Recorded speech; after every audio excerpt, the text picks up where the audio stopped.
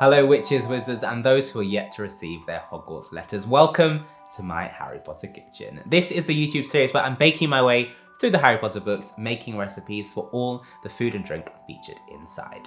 If you missed last week's recipe for our Hogwarts house inspired lightning bolt marshmallows, then check out the link down below in the description to catch up. But it's Magic Monday, so let's see what's up next.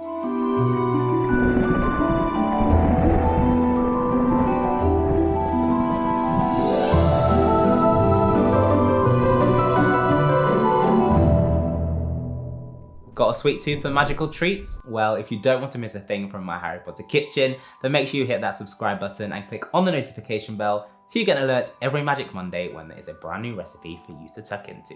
Speaking of which, let's get back to it. Okay, so Harry and Ron have just finished another little feast before moving on to playing some wizard chess, and then they're settling down on Christmas Eve and waking up the next morning with tons of presents everywhere, and I can see our next recipe. Harry had torn open the parcel to find a thick, hand-knitted sweater in emerald green and a large box of homemade fudge. Well, it's time to make some homemade fudge. For this recipe, you will need 450 grams of golden caster sugar, 450 milliliters of double cream, 50 grams of butter, and 1 tablespoon of liquid glucose. We're also going to flavour these to match our Hogwarts houses, so you'll need a 1/4 teaspoon of vanilla extract, a 1/4 teaspoon of strawberry extract, a 1/4 teaspoon of almond extract, and a 1/4 teaspoon of Prosecco extract. To finish off, you can also use some optional food colouring and fruits and nuts as toppings. Now, fudge has got to be the ultimate treat for those of you with a sweet tooth. It is so good with all those caramel flavours, melts in your mouth, and is so rich. Sometimes a little bit sickly, but one of the things that I love is that you can find so many variations of fudge, particularly along the south coast of England. So today we're going to make 4 different flavours of fudge inspired by our Hogwarts houses, and then top them off with some fruit and nuts, so we can pretend it's a bit more healthy than it is. But first we need to make the base, so this is how it's done.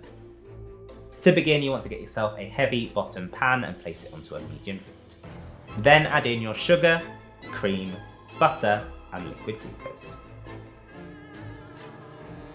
Give this a good stir until the sugar is well combined and starts to dissolve, and then bring it to the boil.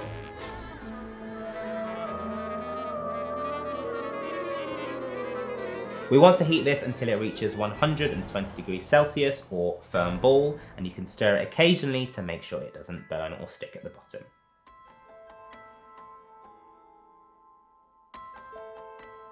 Once it reaches 120, you can remove the thermometer, add in some salt which will bring out the flavours, and then give it another good stir.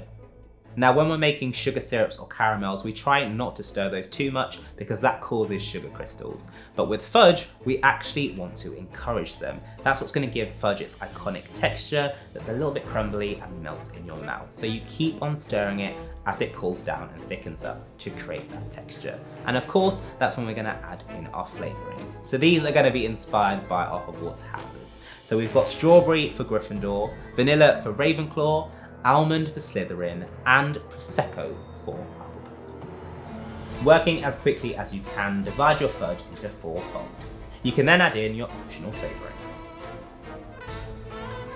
Just to give it an extra burst of colour to match our Hogwarts houses, I've also added in some food colouring. Stir this through until it's well combined and has a nice consistent colour.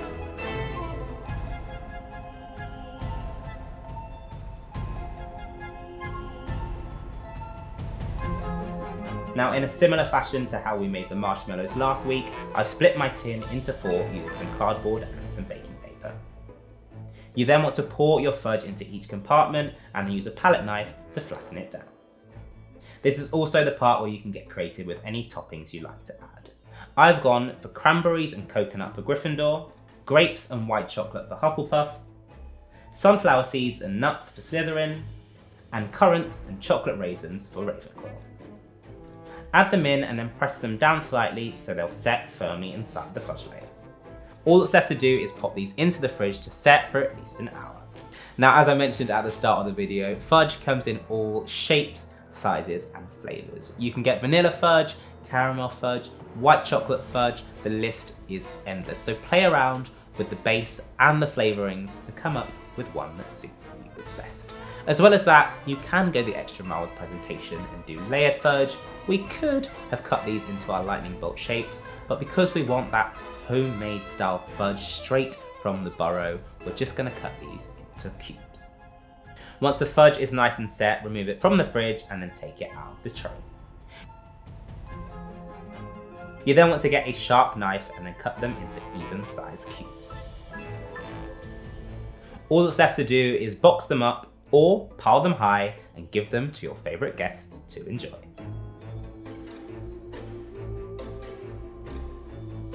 So there you go, another Wizarding World sweet treat in the bag. So good, it will make you say, what the fudge? That is all for this week's recipe, but let me know down below in the comments which one of our 4 fudge flavours was your favourite. If you don't want to miss a thing from my Harry Potter kitchen, then make sure you hit that subscribe button and click on the notification bell so you get an alert every Magic Monday when there is a brand new recipe. Have a fantastic week and I will see you next Monday.